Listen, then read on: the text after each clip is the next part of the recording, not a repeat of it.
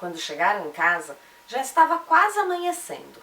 Jack convenceu os pais de que era melhor o vovô ficar com a família aquela noite em vez de voltar sozinho para o apartamento. O garoto repassou a informação de um jeito que o avô entendesse. Por causa das missões de reconhecimento do inimigo na área, o marechal ordenou que o senhor mude de alojamento. Em pouco tempo, o vovô estava dormindo profundamente na cama de baixo do beliche, no quarto do menino, roncando pela Inglaterra.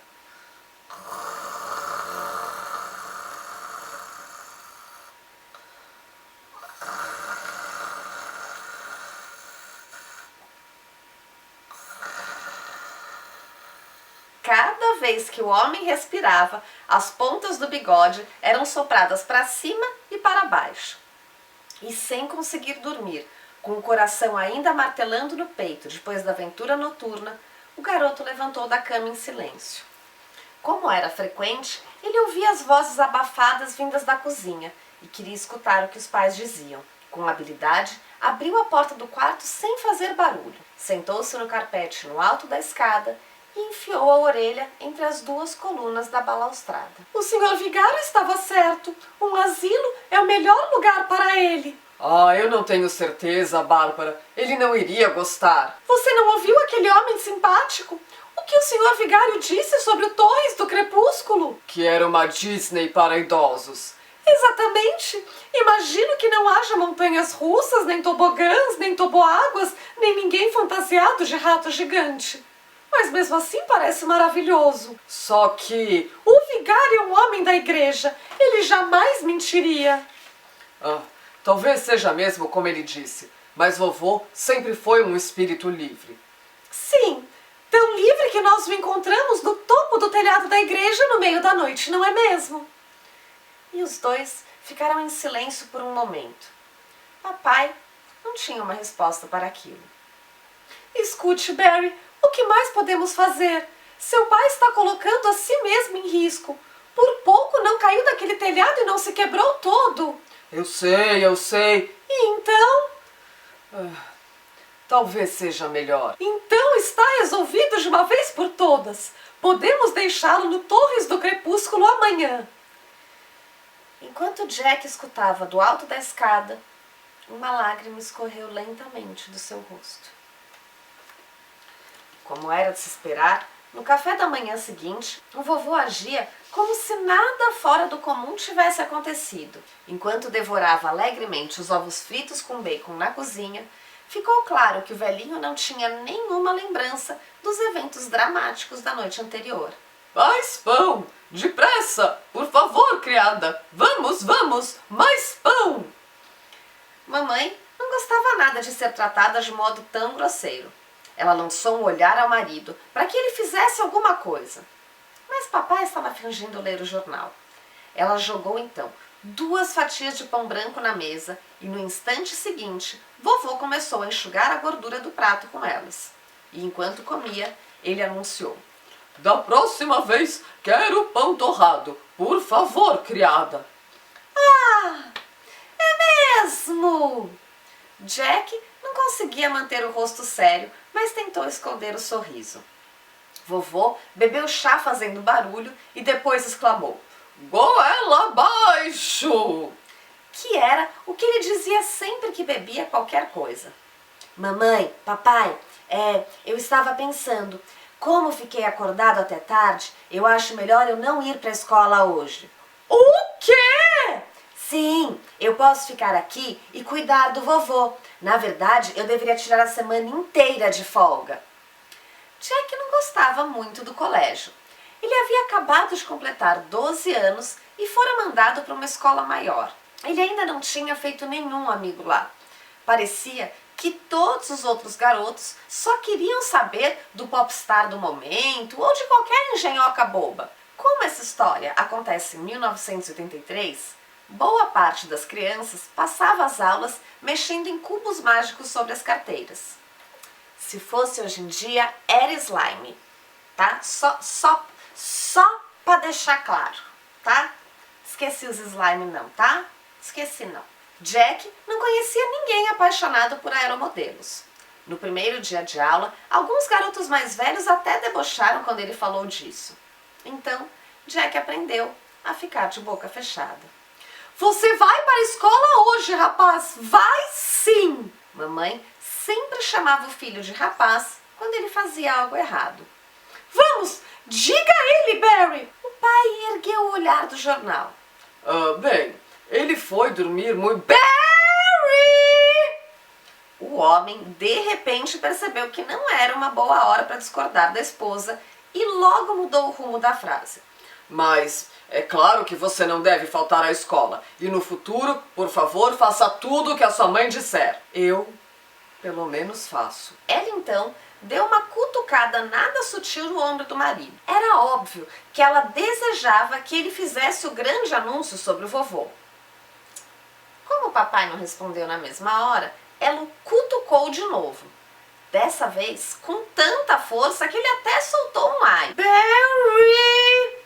Mamãe sempre dizia o nome do papai de um jeito estranho e prolongado quando queria que ele fizesse alguma coisa. Ele então baixou o jornal e começou a dobrá-lo bem devagar, levando o máximo de tempo possível. Depois, encarou o vovô. Jack temeu pelo pior. Seria aquele o momento em que o papai diria ao vovô que ele seria mandado ao Torres do Crepúsculo? Pai, você sabe que nós o amamos muito e só queremos o melhor para o senhor. Vovô bebeu mais chá fazendo barulho. Não ficou claro se ele tinha ouvido o filho, pois os seus olhos estavam inexpressivos. Papai recomeçou falando mais devagar e mais alto do que antes. O senhor está me ouvindo? Desembuche, cadete, desembuche! Jack deu um sorriso ao perceber que a patente do pai era mais baixa do que a sua. Na verdade, a mais baixa de todas. As patentes da Força Aérea Britânica eram as seguintes: cadete, a mais baixa de todas. Copiloto, um pouco menos baixa. Piloto oficial, chegando em algum lugar. Oficial do ar, ainda dá para melhorar, hein? Tenente do ar, nada mal. Líder de esquadrão, melhor ainda. Comandante do ar, um pouco melhor ainda. Capitão, mandou ver. Comodoro do ar, veja só você, hein? Vice-marechal do ar, sua mãe deve estar orgulhosa, hein? Marechal do ar, uau! Marechal-chefe do ar, quase lá, hein, meu caro? Marechal da Força Aérea Real, com certeza o maioral. Papai, ou cadete Bunting, como o vovô o chamava, respirou fundo e tentou outra vez. Bem, todos amamos muito o senhor e estávamos pensando bem, a ideia foi da criada. Mamãe encarou o papai com irritação. Quer dizer, da Bárbara. Mas depois da noite de ontem nós concordamos e achamos melhor que o senhor fosse para... Jack precisava fazer alguma coisa. Qualquer coisa. Ele precisava ganhar tempo para o avô. E então, antes que o pai pudesse terminar a frase, Jack disparou. Para a escola comigo hoje! Jack passou o semestre todo pedindo à professora de história, a senhorita Vera, cidade, permissão para levar o avô à aula. Jack tinha começado a estudar a Segunda Guerra Mundial na escola nova.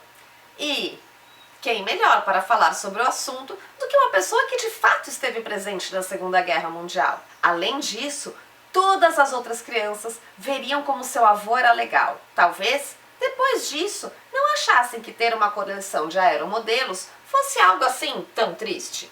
A senhorita Vera, cidade, era uma mulher alta e magra que vestia saias até o tornozelo e blusas bufantes até o queixo. Usava óculos pendurados no pescoço por uma corrente de prata. Ela era uma daquelas professoras que, de algum modo, conseguiam transformar um assunto empolgante no mais chato do universo. História deveria ser uma matéria emocionante, que contava sobre heróis e vilões que moldaram o destino do mundo. reis e rainhas sanguinários, batalhas audaciosas, métodos de tortura indescritíveis. Mas, infelizmente, o método de ensino da senhora Vera Cidade era entediante. Tudo que a mulher fazia era escrever datas e nomes com seus amados gizes coloridos no quadro negro. E os alunos tinham que copiar tudo no caderno. Fatos! Fatos! Fatos! Recitava ela enquanto escrevia. Ela só se importava com fatos. Certo dia, os garotos saíram pela janela no meio da aula para jogar futebol no pátio. A senhorita Vera Cidade nem percebeu que eles tinham sumido, porque ela nunca tirava os olhos do quadro negro. Convencer a professora de história a lhe permitir levar o avô para a aula não foi tarefa fácil. Jack acabou precisando suborná-la com uma caixa de gizes coloridos que comprara na banca de jornal. Felizmente para o menino, o dono da loja, o Raj, vendeu o conjunto de luxo como parte de uma das suas ofertas especiais. Veio com uma caixa de chocolate vencido como brinde. Foi uma sorte que história fosse a segunda aula do dia, porque o vovô fez o neto se atrasar bastante. Para começar, foi preciso algum tempo para convencê-lo de que quando ele dizia escola, Jack evidentemente queria dizer Escola de Pilotos da Força Aérea, e não uma escola qualquer.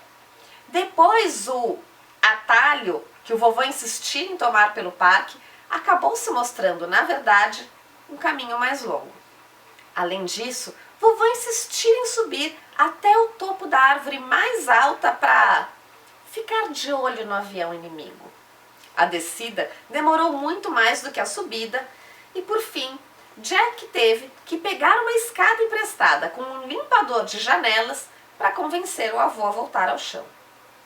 Quando a dupla, enfim, cruzou os portões da escola, Jack olhou para o seu relógio da Força Aérea Britânica e percebeu que a aula começaria em 10 minutos. Se existia algo que a senhorita Vera Cidade não tolerava, era atraso.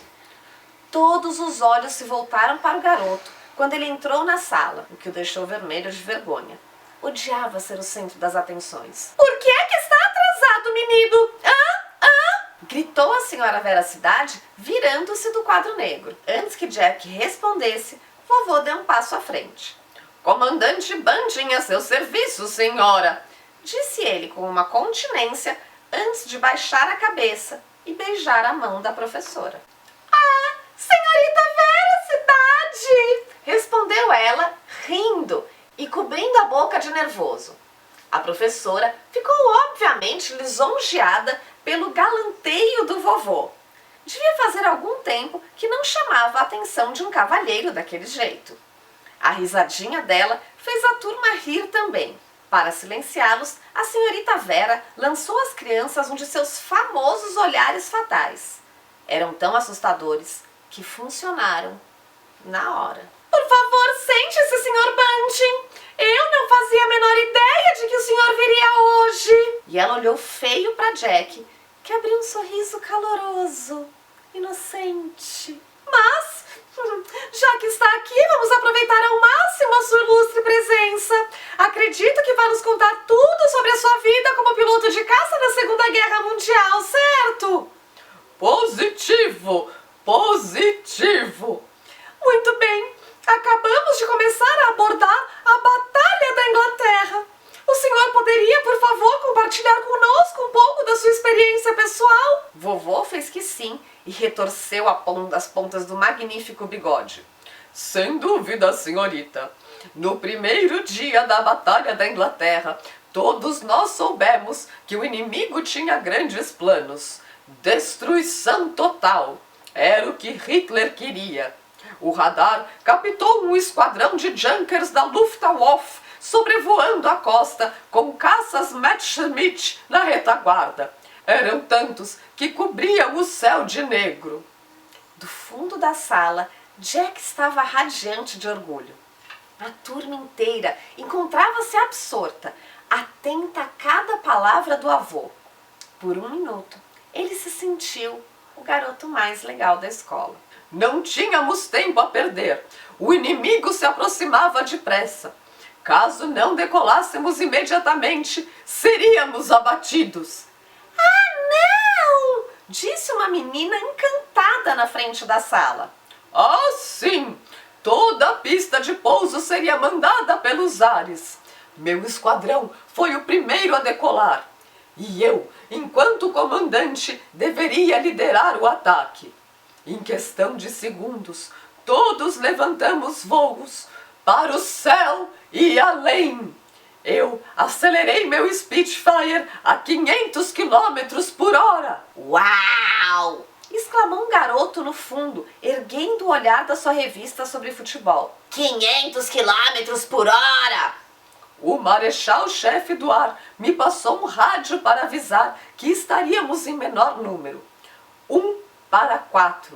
Então, eu tive que pensar rápido. Precisávamos de um elemento surpresa.